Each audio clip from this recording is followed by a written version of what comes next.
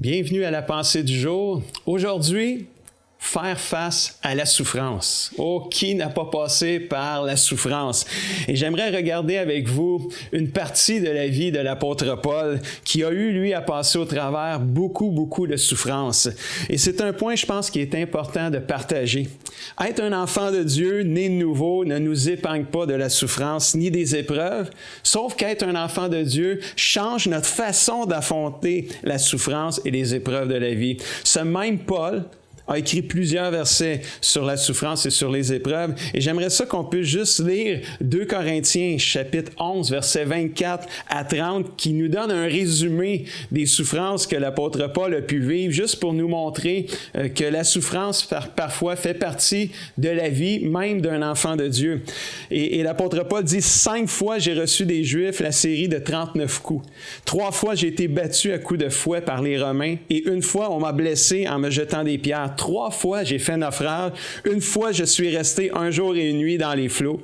Dans mes nombreux voyages, j'ai connu les dangers dus aux rivières qui débordent, aux brigands, aux voleurs, les dangers dus à mes compatriotes juifs et même à des non-juifs. J'ai été en danger dans les villes, dans les lieux déserts, en danger sur la mer, en danger parmi les faux frères.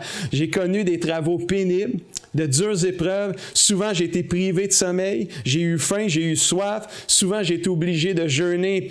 Pas parce que je voulais vraiment jeûner, mais parce que j'avais rien à manger ou à boire. J'ai souffert du froid. J'ai manqué de vêtements.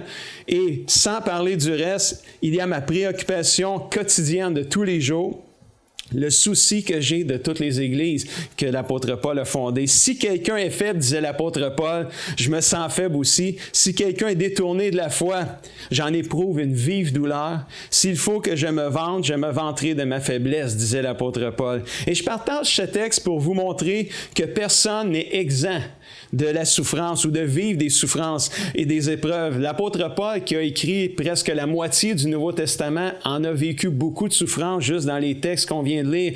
Notre Seigneur Jésus lui-même en a vécu beaucoup de souffrances aussi sur la croix, etc. Même Jésus a dit dans Jean, chapitre 16, verset 33, il nous a dit, « Je vous dis cela, afin que par moi, dit Jésus, vous ayez la paix. » Et on est tous contents quand on lit ce verset-là parce qu'on veut la paix. Et que Jésus nous dit, je vous ai tout dit ça pour que vous ayez la paix. On est wow avec ça. Mais il continue le verset puis il dit, mais n'oubliez pas, dans le monde, vous allez souffrir. Mais prenez courage parce que j'ai vaincu le monde. Et c'est ça qui vient faire une différence. Même l'apôtre Paul a écrit dans Philippiens, chapitre 4, versets 12 et 13. « Je sais vivre dans la pauvreté, je sais vivre dans la richesse. Toujours et partout, j'ai appris à être rassasié et à avoir faim, à vivre avec beaucoup et à vivre avec peu. » Et là, il continue en disant, « Je suis capable de tout cela. » Grâce au Seigneur Jésus-Christ qui me rend fort, ou dans une autre version qui dit « Je peux tout par Jésus qui me fortifie ». Et ça ne t'épargne pas la souffrance d'être un enfant de Dieu, mais ça change ta façon de voir la souffrance. Parce qu'avec Jésus, tu es capable de surmonter la souffrance, tu es capable de la supporter et de la traverser. Déclare-le pour ta vie aujourd'hui. Je suis capable de tout grâce à Jésus qui me rend fort et qui me fortifie. Est-ce que tu es capable de le dire pour ta propre vie? Je peux tout par Jésus qui me rend fort. Même l'apôtre Paul a rajouté dans 1 Corinthiens 10, verset 13, « Les tentations que vous avez connues ont été de celles qui se présentent normalement à tous les êtres humains. Dieu est fidèle à ses promesses. Il ne permettra pas que vous soyez tentés au-delà de vos forces. Mais au moment où surviendra la tentation ou l'épreuve, il vous donnera la force de la supporter et aussi le moyen d'en sortir. » Quelle promesse extraordinaire! Il n'y a rien au-delà de tes forces. Tu ne peux pas dire « c'est au-delà de mes forces, je ne serai jamais capable ». Avec Dieu, tout est possible, même l'impossible. Et quand il arrive une épreuve dans ta vie, tu sais que tu peux la surmonter parce qu'il y a une promesse de Dieu, il n'y a rien qui va arriver qui est au-delà de tes forces. Et ça, là, c'est rassurant, ça donne une paix, ça donne une tranquillité d'esprit de savoir que oui, l'épreuve, c'est pas agréable, oui, la souffrance n'est pas agréable, mais il y a une chose qu'on sait, c'est qu'on peut la surmonter parce que Dieu a fait cette promesse-là. Les tentations sont souvent des mises à l'épreuve, les épreuves sont des mises à l'épreuve, et avec Dieu, on peut supporter les épreuves et même avoir le moyen d'en sortir. Dans 2 Corinthiens, chapitre 4, versets 16 et 17, La Bible nous dit, c'est encore l'apôtre Paul qui dit, c'est pourquoi nous ne sommes pas découragés. Avec toute la liste de souffrances que je vous ai lue tantôt de l'apôtre Paul, il était capable de dire, c'est pourquoi nous ne sommes pas découragés. Pourquoi qu'il pouvait dire ça?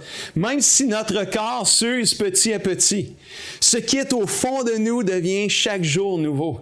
Dans une autre version, ça dit quand même mon être extérieur se détruit de jour en jour, mon être intérieur, lui, se renouvelle de jour en jour. Parce que nos souffrances actuelles sont légères et durent peu de temps.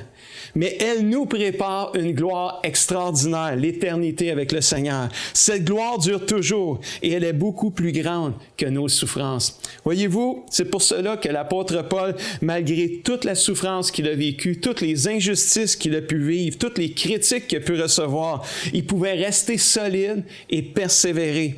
Pourquoi? Parce qu'il regardait à sa destinée éternelle. Il regardait à la fin de ses jours, puis il savait qu'un jour, bientôt, très bientôt, il était pour aller revoir le roi des rois.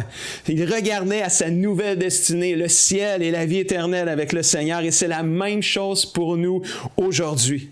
Si nous regardons seulement aux choses de la terre, à nos souffrances, à nos épreuves, à nos injustices, aux critiques qu'on peut recevoir, aux rumeurs qu'on peut dire à notre sujet. Il y a une chose qui est sûre, si on regarde juste à ça, on va être découragé et on va être vite abattu.